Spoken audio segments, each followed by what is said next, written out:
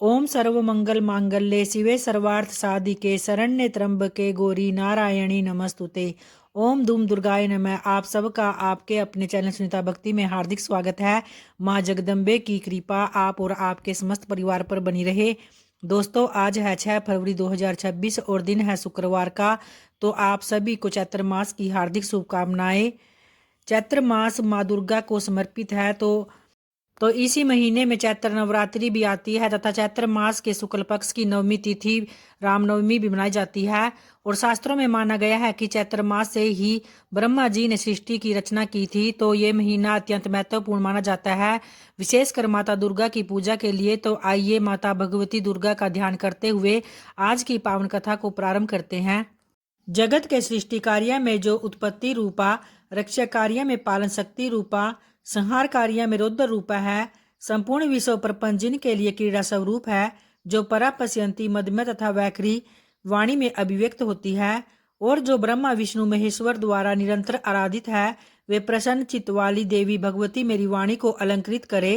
बद्रिका आश्रम निवासी प्रसिद्ध ऋषि श्री नारायण तथा नरों में श्रेष्ठ श्री नर भगवती सरस्वती और महर्षि वेद व्यास को प्रणाम करने के पश्चात ही जय इतिहास आदि पुराण आदि का पाठ प्रवचन करना चाहिए। तो ऋषिगण बोले, हे सुत जी, हे महामते, हे व्यास शिष्य, आप दीर्घजीवी हो। आप हम लोगों को नानाविध पुण्य प्रदायनी एवं मनोहारिणी कथाएं सुनाते रहते हो। तो भगवान विष्णु के सर्व पाप विनाशक परम पवित्र एवं उन अवतार कथाओं से संबंधित अद्भुत चरित्रों को हमने भक्ति पूर्वक सुना है। और इसी प्रकार हमने भगवान शिव के अलौकिक चित्र तथा भस्म और रुद्राक्ष के ऐतिहासिक महात्म्य का श्रवण आपके मुखारविंद से किया है। तो हम लोग आप ऐसी परम पावन कथा सुनना चाहते हैं जो बिना प्रयास के ही मनुष्य को भोग एवं मोक्ष प्रदान करने वाली हो। हे महाभाग, अतः आप उस कथा का वर्णन करें जिसके द्वारा मानव कलयुग में भी सिद्धियां प्राप्त कर ले, क्योंकि हम उनसे बढ़कर किसी अन्य को नहीं जानते जो हमारी शंकाओं का निवारण कर सके। तो इस पर सूत जी बोले कि हे महाभाग ऋषियों, आप लोगों ने लोक कल्याण की भावना से अत्यंत उत्तम प्रश्न किया है। अतः मैं आप सभी के लिए समस्त शास्त्रों का जो सार है उसे पूर्ण रूप से बतलाऊंगा। तो समस्त तीर्थ पुराण और व्रत अपनी श्रेष्ठता का वर्णन करते हुए तभी तक गर्जना करते हैं जब तक कि मनुष्य श्रीम देवी भागवत का सम्यक रूप से श्रवण नहीं कर लेते। मनुष्य के लिए पाप रूपी अरण्य तभी तक दुखप्रद एवं कंटक में रहता है जब तक कि श्रीम देवी भागवत रूपी परशु उपलब्ध नहीं हो जाता। मनुष्य का उपसर्ग रूपी घोर अंधकार तभी तक कष्ट पहुंचाता है जब तक कि श्रीम देवी भागवत रूपी सूर्य उनके सम्मुख उदित नहीं हो जाते। तो इस पर ऋषिगण बोले, हे वक्ताओं में श्रेष्ठ महाभाग सूत जी, आप हमें बताएं कि वह श्रीम देवी भागवत पुराण कैसा है और उसके श्रवण की विधि क्या है।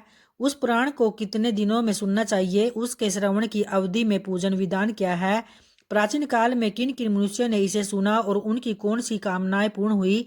तो इस पर सूत जी बोले, प्राचीन काल में पराशर ऋषि द्वारा सत्यवती के गर्भ से विष्णु के अंश स्वरूप मुनि व्यास उत्पन्न हुए, जिन्होंने वेदों का आचार विभाग करके उन्हें अपने शिष्य को पढ़ाया। तो पतितों ब्राह्मण धर्मों विद्याधन के अनधिकारियों स्त्रियों एवं दूषित बुद्धि वाले मनुष्य को धर्म का ज्ञान कैसे हो पाया, ऐसा मन में विचार करके भगवान बादरायण व्यास जी ने उनके धर्म ज्ञानार्थ पुराण संहिता का प्रणयन किया। और उन भगवान व्यास मुनि ने 18 पुराणों एवं महाभारत का प्रणयन करके सर्वप्रथम मुझे ही पढ़ाया। उन पुराणों में श्रीम देवी भागवत पुराण भोग एवं मोक्ष को देने वाला है। तो व्यास जी ने राजा जन्मेजय को यह पुराण स्वयं सुनाया था। पूर्व काल में इन जन्मेजय के पिता राजा परीक्षित तक्षक नाग द्वारा काट लिए गए थे। अतः पिता की संशुद्धि के लिए राजा ने तीनों लोकों की जननी देवी भगवती का विधिवत पूजन अर्चन करके 9 दिनों तक व्यास जी के मुखारविंद से इस श्रीम देवी भागवत पुराण का श्रवण किया था। इस नवाह यज्ञ के संपूर्ण हो जाने पर राजा परीक्षित ने उसी समय दिव्य रूप धारण करके देवी का सलोक्य प्राप्त किया। और राजा जन्मेजय अपने पिता की दिव्य गति देखकर और महर्षि वेदव्यास की विधिवत पूजा करके परम प्रसन्न हुए। सभी 18 पुराणों में यह श्री देवी भागवत पुराण सर्वश्रेष्ठ है और धर्म अर्थ काम मोक्ष को प्रदान करने वाला है। जो भी लोग सदा भक्ति श्रद्धा पूर्वक श्री देवी भागवत की कथा सुनते हैं उन्हें सिद्धि प्राप्त होने में रंच मात्र भी विलम्ब नहीं होता। इसलिए मनुष्य को इस पुराण का सदा पठन श्रवण करना चाहिए और पूरे दिन के आधे समय तक चौथाई समय तक मुहूर्त भर अथवा एक क्षण में भी जो लोग भक्ति पूर्वक इसका श्रवण करते हैं उनकी कभी भी दुर्गति नहीं होती। मनुष्य सभी यज्ञों, तीर्थों तथा दान आदि शुभ कर्मों का जो फल प्राप्त करता है वही फल उसे केवल एक बार श्रीमद् देवी भागवत पुराण के श्रवण से प्राप्त हो जाता है। सत्य युग आदि युगों में तो अनेक प्रकार के धर्मों का विधान था, किंतु कलयुग में पुराण श्रवण के अतिरिक्त मनुष्य के लिए अन्य कोई सरल धर्म विहित नहीं है। कलयुग में धर्म एवं सदाचार से रहित तथा अल्प आयु वाले मनुष्यों के कल्याणार्थ महर्षि वेदव्यास ने अमृत से मैं श्रीमद् देवी भागवत नामक पुराण की रचना की थी। अमृत के पान से तो केवल एक ही मनुष्य अजर अमर होता है, किंतु भगवती का कथा रूप अमृत संपूर्ण कुल को ही अजर अमर बना देता है। तो श्रीमद् देवी भागवत के कथा श्रवण में महीनों तथा दिनों तक कोई भी नियम नहीं है, अतएव मानव द्वारा इसका सदा ही सेवन किया जाना चाहिए। आश्विन, चैत्र, माघ तथा आषाढ़ इन महीनों के चारों नवरात्रों में इस पुराण का श्रवण विशेष फल प्रदान करता है।